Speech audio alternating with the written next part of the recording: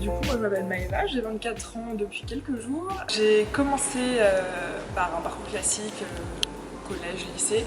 J'ai eu un bac S mention très bien, donc tous mes profs m'ont poussé à aller faire des études supérieures très longues, alors que moi j'aimais faire du sport et passer du bon temps.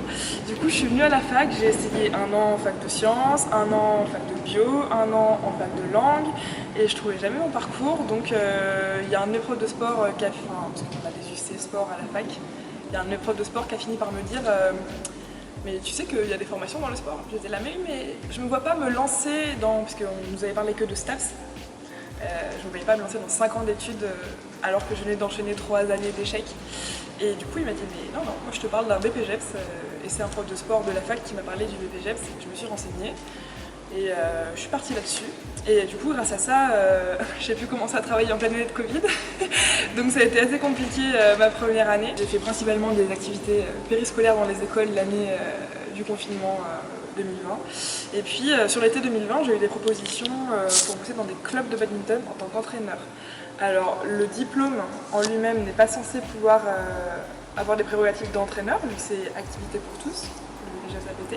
Mais vu que j'ai un petit niveau dans ce sport, combiné à des compétences d'encadrement et d'animation, ça a suffi au club pour qu'il m'embauche.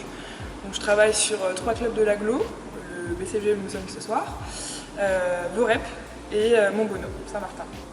Et je fais aussi un peu d'animation sportive pour les jeunes en centre aéré sportif les mercredis. Je suis auto-entrepreneur déclaré, je vais être à 25 heures par semaine, hors vacances scolaires, parce que pendant les vacances scolaires je fais 10 heures par jour.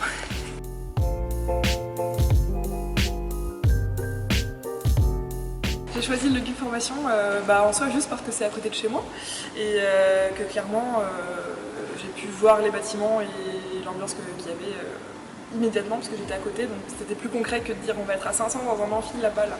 Ça me parlait plus, j'aime bien le concret, donc c'est une formation concrète. Et je me suis dit une formation d'1 an qui va me permettre d'élargir le panel des sports que je peux encadrer, ça me parlait.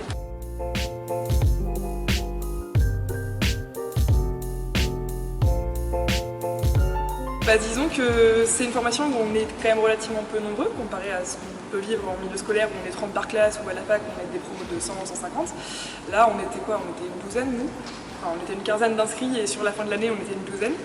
Du coup ça rapproche, la plupart des gens s'entendaient bien, il y avait, comme dans une équipe de sport, vu qu'on est un peu sportif, donc ça peut nous parler, il y avait de la cohésion, il y avait des échanges, quand il y a des problèmes on en discutait, il y avait de l'entraide et du coup déjà ça c'est un bon souvenir en soi, le fait que il y a eu cette cohésion et cet esprit d'équipe parce qu'un BP du coup c'est une formation que tout le monde peut avoir contrairement à des classes en licence où c'est limité.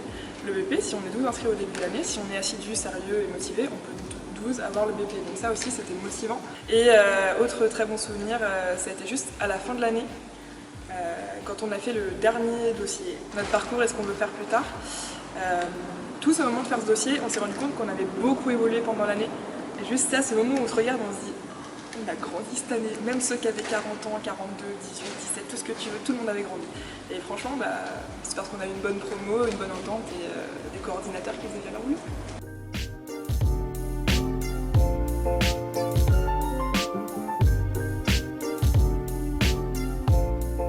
C'est une année qui est là pour se former.